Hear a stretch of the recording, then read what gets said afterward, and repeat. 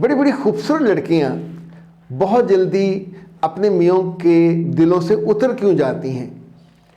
سب سے بڑی شکایت جو میوں کو ان سے ہوتی ہے وہ یہ کہ وہ جو بات دل میں رکھنے والی ہوتی ہے وہ دل میں نہیں رکھتی، وہ زبان پہ آتی ہے اور اپنے گھر والوں کے ہاں اور ایون اس جہاں وہ رہتی ہیں وہاں بھی بیان کرتی ہیں۔ عقل، دانش، سمجھ اور شعور اسی بات کا تقاضا کرتا ہے اور اسی بات کو سکھاتا ہے، سمجھاتا ہے کہ جس سے پیار ہے، جس سے محبت ہے، اچھا اگر دونوں ہی نہیں ہیں تو پھر تو باقی بچتا ککھ نہیں ہے۔ تو اگر اس سے کوئی تعلق بھی ہے تو جس سے تعلق ہو اس کی عزت کی جاتی ہے، اس سے عزت کرائی جاتی ہے۔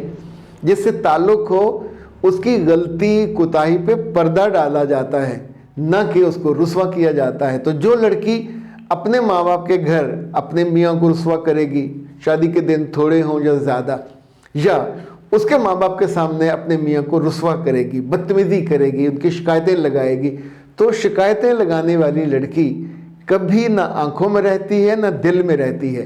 میں نے تو اینڈ پہ یہ بھی دیکھا ہے کہ وہ زندگی میں بھی نہیں رہتی۔ سو یاد رکھیے گا، یہ ذرا سی زبان رک جائے تو آپ کا گھر بچ جاتا ہے۔